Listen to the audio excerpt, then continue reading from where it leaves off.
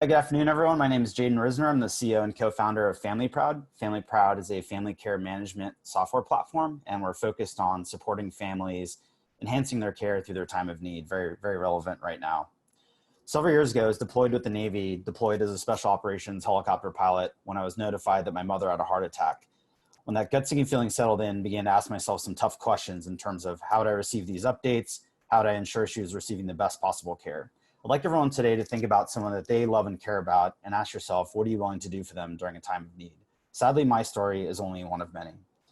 Families across the country and world are faced with the burdens of healthcare. Certainly the emotional, what to do, who to talk to, financial, we know medical expenses are the number one reason families go bankrupt, and logistically managing life, navigating their care journey.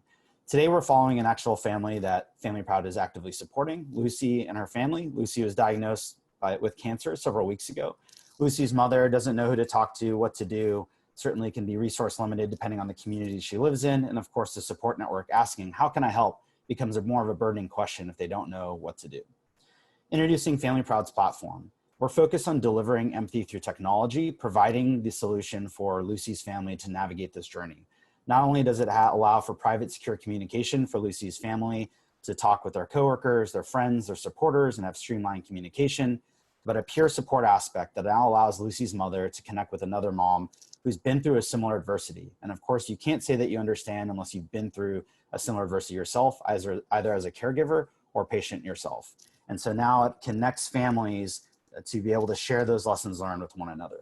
The care calendar through our smart technology actually provides recommendations on different tasks that have helped other families navigate their journey. And conversely, it provides recommendations to supporters as well as what they can do aside from just ordering flowers or sending good wishes on Facebook or Caring Bridge. The care registry, think wedding registry, but for patients and families, our backend provides product service recommendations based on the hardship. So instead of a blanket GoFundMe, there's a transparent, sustainable support model that provides specific recommendations to the family and what will help them with their care journey. We know that GoFundMe, 1 out of every 3 sites are for medical donations. And what happens is their families become victim to compassion fatigue over time, and Family Proud answers that gap. So families are using a multitude of solutions, as mentioned, GoFundMe, of course, Facebook in terms of community groups, a lot of siloed resource tools out there. But what Family Proud does is it brings it all together, and most importantly, the smart technology provides recommendations for the family to navigate the care journey. So we've been successful through a Rady Children's pilot here. We're out of San Diego, actively supporting families over 5 states in the United States. Successful through the SBIR process, phase 1 selected through the AFWorks, demonstrating feasibility with Air Force families. Phase 2 selected but unfunding, that's currently pending. And we have a phase 1 National Science Foundation grant also pending based on our backend technology to support families through sociodemographic variables, which I'll speak to here in a minute. Active partnerships with a multitude of different product service lines as well as support organizations. And most recently excited to share, we're a small business partner with Qualcomm looking to enable technologies and support families through their 5G capabilities. Where do we start? There's certainly a number of needs across family areas. We're focused in the oncology space, specifically pediatric oncology to start. Why? The amount of out-of-pocket expenses as well as length of care is certainly significant in this area. So how does the business model work? So Family Proud is a licensing SaaS through partner organizations. We partner with these organizations to share with their families.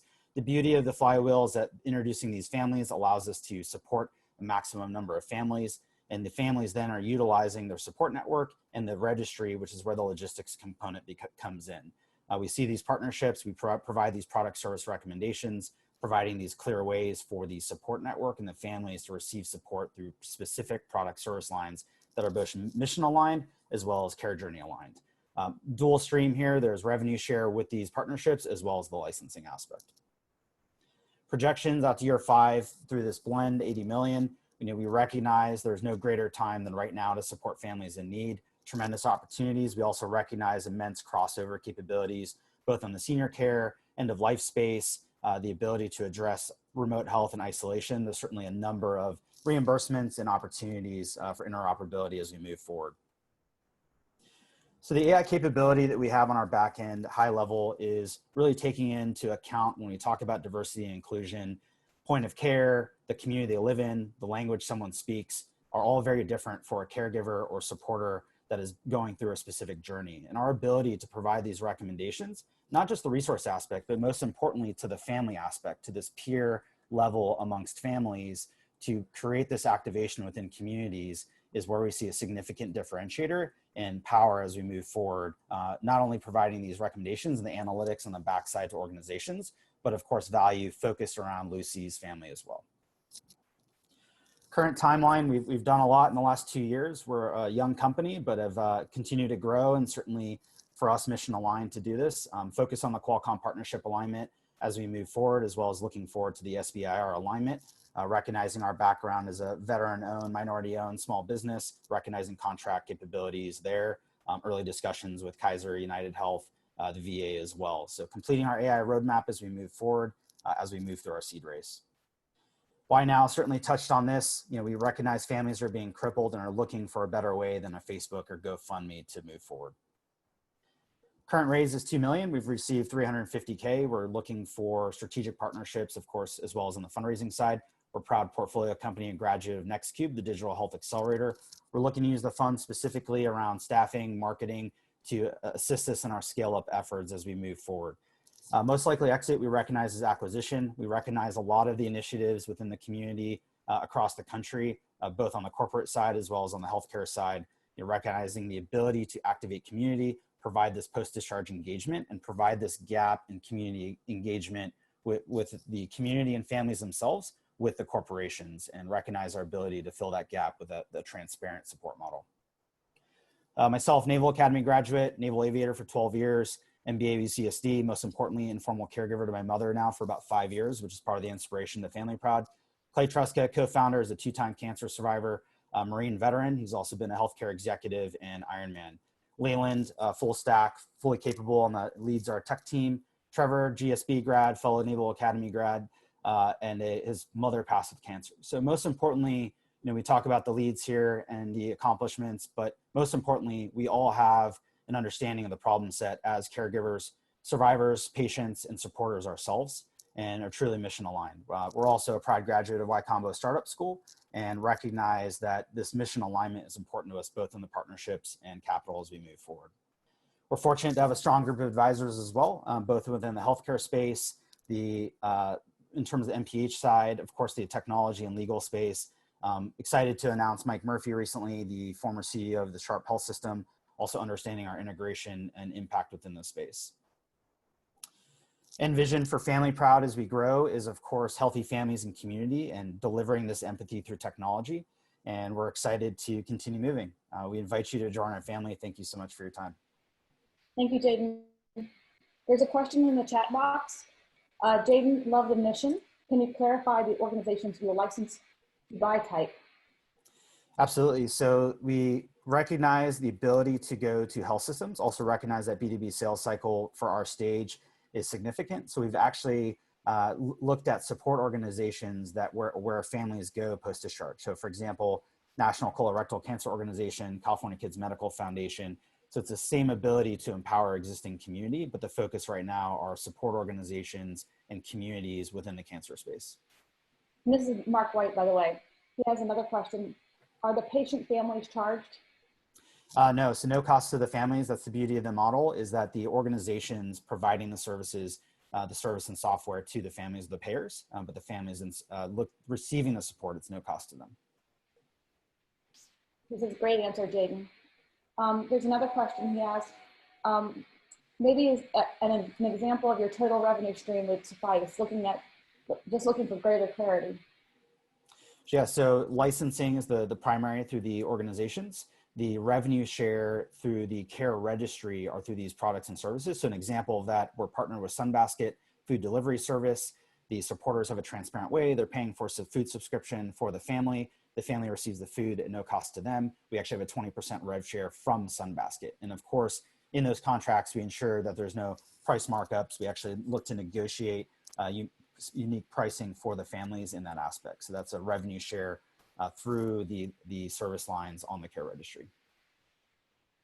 Brianna McDonald asks, can you speak more to the competitive landscape? The space is quite busy. How do you stand out? Yeah, absolutely. So, and we always say at the end of the day, there's a ton of noise in the space. there needs to be. I fully support that. Of course, on the business side is how do we differentiate? The way we differentiate is through the smart technology, providing these recommendations for this care journey. So not just being a transactional platform, but actually being that warmth for in their pocket, technology of providing recommendations of what to do, who to talk to, and then the peer support element is definitely a major differentiator. So patients like me, acquired by UnitedHealth, they're focused on the clinical side, on the peer-to-peer component. For us, ability to look at that from the community lens and the differentiator to actually account for language, sociodemographic variables is what makes us different than just a message board or a siloed resource tool. Are there any other questions? You can unmute yourself and yeah. I've got a question. I'm wondering, I had an aunt who passed away recently, and the difficult thing that we faced was how to be an advocate for her. So I wasn't quite sure with your technology, how do you address patient advocacy? Yeah, no, thanks for sharing. And, it's certainly an area for the ability for a family who may not know where to find an advocate, whether it's internal to a family, whether it's formal or informal, the ability to connect with other families at this human level. When people are open to it is what's powerful, and saying, what has helped my family or families similar to you navigate the advocacy and hear recommendations of what we did in terms of whether it's product, services, or support. The platform itself will actually provide the recommendations based on the point of care and where you are on the care journey. So whether it's end of life, hospice care, we recognize those crossovers. Of course, we're in the cancer space now, but providing recommendations in terms of what's helped other families, how to strengthen and be a strong supporter. We look at it in being facilitating and supporting the heroes. Family Proud is not the hero. We're facilitating the support for the heroes by providing recommendations, these lessons learned through technology. Are there any other questions? Yes. Could you give an example? You use a combination of words called empathy and technology. Could you go a little deeper? Absolutely. So, we recognize there is a lot of support mechanisms through technology. When we talk about empathy, the ability to connect to others who truly understand what you're going through. That's the number one role. You can't say that you understand unless you've been through it. And our ability, even if you have an amazing support network of family and doctors, unless they've been through that hardship, they can't say that they understand. So the platform allows a family like Lucy's mother to connect to another mother who's been through that experience. Not only is it provide someone she can speak to who understands, but on top of that, actually provides recommendations of here are things that have helped this other family, this checklist of things to do. Here are people to talk to.